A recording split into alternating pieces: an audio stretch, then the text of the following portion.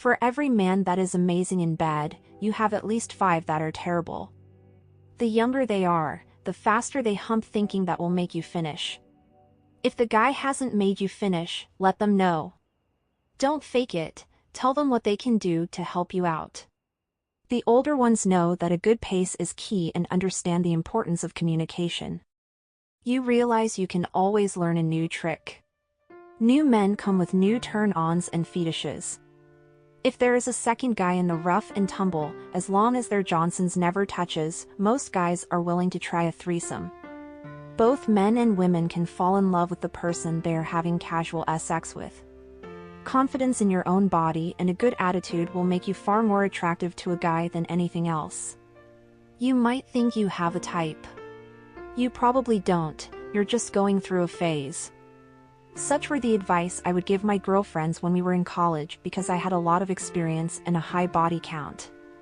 By the time I graduated college, I had already racked up 100 plus bodies, threesome, foursome, you name it, I have done it. Regrettably, I initiated a lot of my friends to this lifestyle. I was highly promiscuous.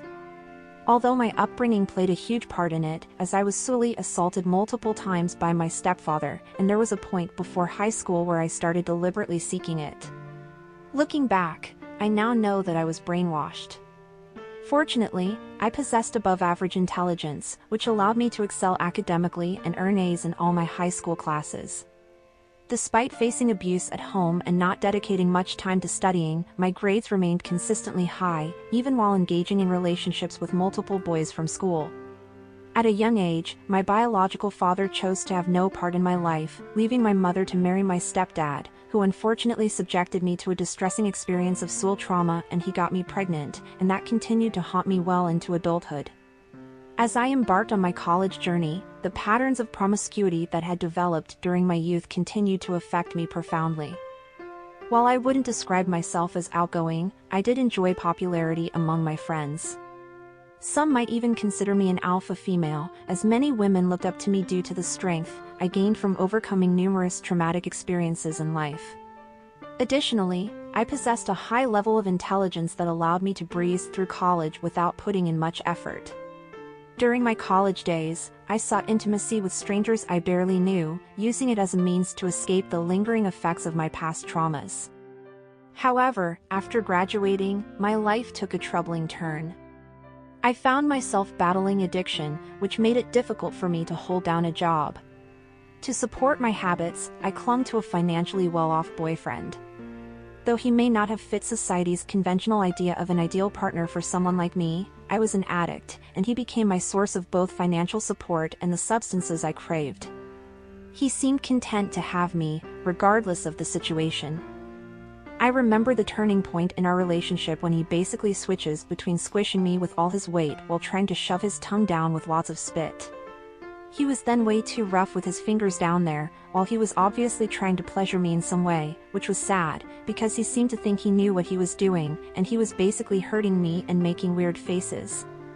It felt like he was trying to dig a dime out from between 2 couch cushions. Lots of poking around that just got faster and more desperate. I had to tell him to stop. Then he just wanted to jackhammer away and try to finish. I gave him about 5 minutes, hoping he would finish and just fall asleep. When he still hadn't finished, I was getting sore and felt like a hole in the mattress. He was obviously just lost in his own world. I mean, at that point, I might as well have been a flashlight. I ended it by telling him I needed a moment to pee, and when I got back the idea of sex was thankfully gone. We were both a little stoned, but man, I was ashamed of what my life had become. 2 months later, I found out that I was pregnant. I panicked. I was only 23 years old, the last time it happened was when I was 14, and my stepdad was responsible.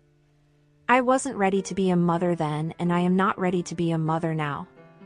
I wasn't ready to be a mother at all. I felt like I had my whole life ahead of me. He wanted to keep it, but I didn't. So, I went to the clinic to get it removed. During the procedure, I lost a lot of blood, and I passed out and had an out-of-body experience for about 5 minutes. When I passed onto the other side, I saw the son that I should have had, the one I just removed, what he would have become and how happy I could have been. I went through a life review.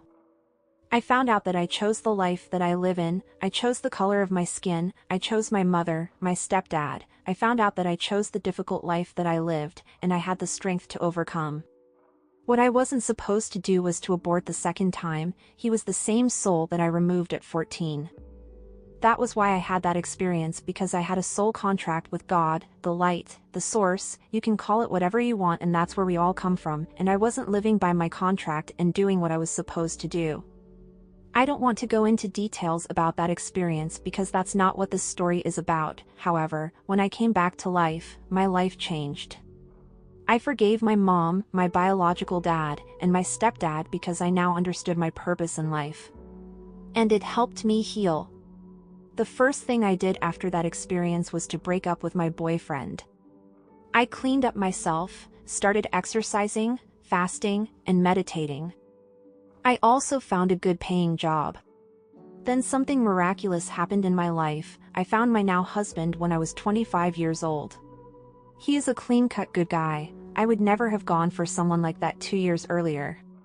Even my friends that knew me expressed that he was not my type. What my girlfriends didn't realize was that I was a changed person. I tried to keep my newfound spirituality to myself and my private life as I wasn't properly grounded in my spirituality yet. My husband was a perfect match to help raise my spiritual vibration. We both had good jobs and I felt like he was my perfect soulmate. Before we tied the knot, I was upfront with him about my promiscuous past and the abusive upbringing I had endured. Despite being shocked initially, he has come to accept and believe in my transformation, and to this day, we consider ourselves incredibly fortunate to have found each other. Then, one day, one of my closest friends informed me about her upcoming wedding and extended an invitation to her bachelorette party. However, when I discovered that the celebration would take place at a male dance club, I felt hesitant. Although she had been my best friend during college, and we were inseparable back then, I had evolved into a different person over the years. After discussing it with my husband, he decided that I should attend the bachelorette party, at least to show my support and leave if I felt uncomfortable. However, the thought of going to such an environment didn't sit well with me, and I couldn't understand why my husband would even permit it. I had specifically hoped he would say no, allowing me to use him as an excuse to decline the invitation when talking to my friend. You see, my friend still remembered the old version of me, the wild, promiscuous one who was always up for a party. But I had changed, and the idea of being in that atmosphere no longer aligned with the person I had become. However, there was a strange part of me that saw my husband's willingness to support my decision, even if I chose to go and then leave if things got uncomfortable. It made me wonder if perhaps destiny had a plan in mind for me on that night. Upon arriving in the city where she resides, I drove there on a Friday evening after work and checked into a hotel. As it turned out, most of the bridal party had also chosen to stay at the same hotel. I was familiar with many of the girls since we had attended college together, but there were a few new faces I hadn't met before. Friday night was the bachelorette party, while the wedding was scheduled for Sunday. As part of the festivities, a group of girls and I headed to the bride's residence, where she lived with her fiancé. Truthfully, I didn't know much about him, except for what I had heard about her dating a very nice doctor. Most of my girlfriends were incredibly attractive, and my girlfriend was no exception. She was exceptionally beautiful, which made her highly sought after. It didn't surprise me that she had managed to win the heart of a good doctor. When I finally met her fiancé, the doctor, I found him to be a kind and loving man. However, a part of me couldn't shake the feeling that he might not fully comprehend what he was getting into with my girlfriend. It seemed like he might be in over his head. During our conversation, I noticed certain things he said that made me doubt if he truly understood who my girlfriend really was. We talked about his job, and before parting ways, he even gave me his business card as well. It left me pondering if he grasped the full complexity of being with my girlfriend. It's the story as old as time, the curly hair, good successful young doctor marrying a hot trophy wife that he could brag to his friends about in his country club, and guys would envy him as she looks good in his arm. I was happy for my girlfriend. Everything turned out well for us despite all the shenanigans we pulled in college. The sun set and it was time to hit the male club. The old me have been to a couple of male clubs, so I knew the drill. Back in the days, we would entertain the dancers shoving it on our faces, and we would scream with excitement, and sometimes we would end up in the bathroom or dressing room doing blow or having sex. That was during our college days, and it didn't happen too often. That was before we got married or were in serious relationships. Most of the bridal party were married or in a serious relationship. During the bachelorette party, I was at the bar with a friend. Meanwhile, the bride, wearing a bridal veil, was seated on a chair on the stage, with a male dancer provocatively performing in front of her, making suggestive moves. She covered her face with both palms but couldn't help but giggle with excitement, seemingly trying to avoid the dancer's advances. The rest of our friends cheered her on enthusiastically, creating a lively atmosphere. While all this was happening, I sat at the bar with another girl, sipping on my Red Bull to stay awake. The club was filled with several scantily dressed dancers roaming around, as the ladies in attendance vied for their attention, making it an eventful and energetic night. The atmosphere felt somewhat similar to a nightclub, where guys vie for attention from females, except in this case, there were only about 7 or 8 dancers catering to nearly 50 enthusiastic girls. I couldn't help but reminisce about how I might have been just as eager in the past, but now I found myself playing the role of a mother hen, watching over my girlfriends from a corner to ensure things didn't get too wild. As I was engrossed in conversation with the girl at the bar, I failed to notice that one of the dancers had whisked away the bride and a few other girls to their dressing room. It was only when I happened to glance in their direction that I realized they were missing, and concern gnawed at me as I quickly decided to go find them, hoping everything was all right. I inquired around, and someone mentioned that they had gone to the back. Hastily, I rushed to the door, feeling a mix of anxiety and apprehension. Slowly opening the door, I was taken aback by what I saw inside. My girlfriend, the bride, was on all fours, being taken by one of the dancers, while the other 4 friends stood by, watching. The sight shocked me, and I didn't know how to react at that moment. When I entered the room and witnessed their reaction, it wasn't entirely surprising, as such behavior was commonplace back in college. However, I still felt taken aback because I personally knew the 3 girls who were observing the scene, and they were either already married or in serious relationships. I couldn't help but wonder if their significant others would appreciate this kind of situation, and it made me uneasy knowing they were partaking in it. I don't know what compelled me to discreetly take some pictures of my girlfriend engaged with the male dancer, but little did I know that those snapshots would have far-reaching consequences. Immediately after capturing those images with my phone, I intervened and put an end to the situation. It was during that moment that I noticed another one of my friends at the corner of the room, who wasn't visible when you entered from the main entrance. Shockingly, she was involved in an intimate act with another dancer. The whole scene left me feeling bewildered and concerned about the potential fallout from the photos I had taken. What shocked me even more was the fact that the bride was engaging in such intimate activity with the dancer without any protection. I became genuinely concerned about her well-being, fearing that she might be at risk of contracting something. Without hesitation, I intervened and used the excuse of her not using protection to separate them. Gently taking my friend's hand, I guided her out of the room, wanting to ensure her safety and put an end to the potentially risky situation. As soon as we exited the room, the rest of the girls followed behind us. We all gathered in a separate section of the club, and surprisingly, my friend, the bride, acted as if nothing had happened. I decided to stay until the end of the night to keep an eye on things and ensure nothing else went awry. Upon returning to the hotel room, I knew my husband was fast asleep. While attempting to call him, I pulled out my phone, only to be greeted by the first image on my screen, which was of my girlfriend, the bride, engaged with the male dancer.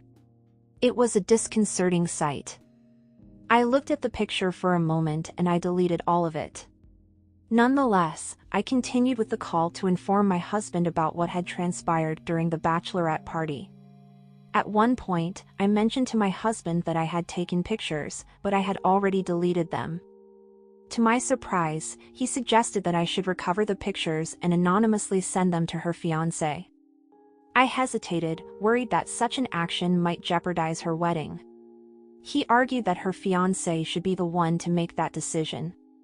We continued to debate the matter, and I grew frustrated with him for not letting the issue go.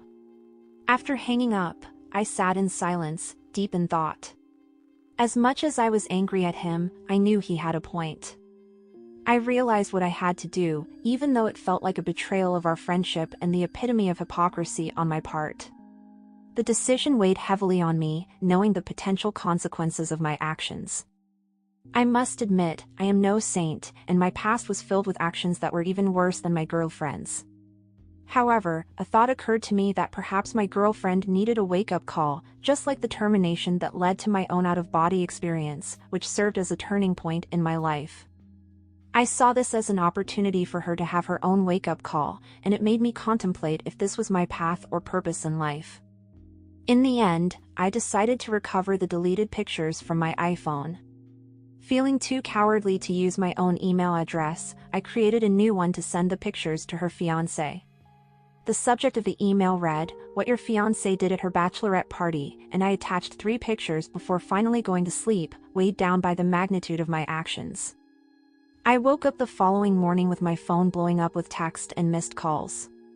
There was a WhatsApp group of the bridal party and so much crying emojis. The wedding had been called off. I called back my friend, the bride, feeling extremely guilty for secretly taking the pictures and then sending it to her fiancé. I knew I was the cause of her pain. I just broke up her marriage and I was on the phone with her trying to console her, and she doesn't know that I was the cause of her pain. I had unintentionally shattered her dreams and brought her immense pain. Deep down, I felt the heavy burden of remorse, knowing that I was the cause of her heartache. Despite my internal struggle, I offered her words of comfort and consolation, trying my best to support her during this difficult time. However, I couldn't bring myself to reveal the truth about my role in the situation. She remained unaware of my involvement in her pain. I went to stay with her at her parents' house after her fiancé had kicked her out of their home. Realizing the severity of her situation and the intensity of her emotional distress, I knew I needed to extend my stay for an additional week. To be there for her during this critical time, I had to request a 1-week vacation from my job, which they granted. The weight of pain and guilt consumed me, making it challenging to be strong for my girlfriend. Despite my efforts to remain composed, I couldn't help but break down and pour my heart out to my husband about the agony she was enduring. He was understanding and encouraged me not to blame myself, as he believed he had done the right thing in advising me. Nevertheless, I couldn't shake off the feeling of responsibility and guilt for the pain she was going through. During that week, I moved in with my friend at her parents' house, providing her with emotional support and company. We spent much of our time chatting, and during this period, a rumor started circulating that one of our friends was responsible for sending the pictures. Nobody suspected me, and they began condemning the accused friend. In an effort to defend her, I sent a message, suggesting that I had seen one of the male dancers taking pictures when I entered the room through the entrance. Unbeknownst to everyone else, I was well aware of what had truly transpired inside that room. 2 dancers were present, one involved with the bride, and the other receiving a sole favor from another friend in a corner. Despite the troubling circumstances, I did my best to help my friend move past this tragedy. I introduced her to meditation and encouraged her to leave behind the wild college lifestyle, hoping it would aid in her healing process. The situation is still a work in progress, and we continue to talk on the phone every day. Despite this, the burden of guilt remains heavy, and I am inclined to confess to her that I was the one responsible for exposing the pictures to her fiancé. Throughout this dilemma, I have sought guidance from my husband multiple times, and he consistently reiterates that the decision is entirely up to me. If you were in my position, would you keep quiet on the role you played? Or should I come clean for exposing her and destroying her hope of wedding her fiancé, and then brace for the impact?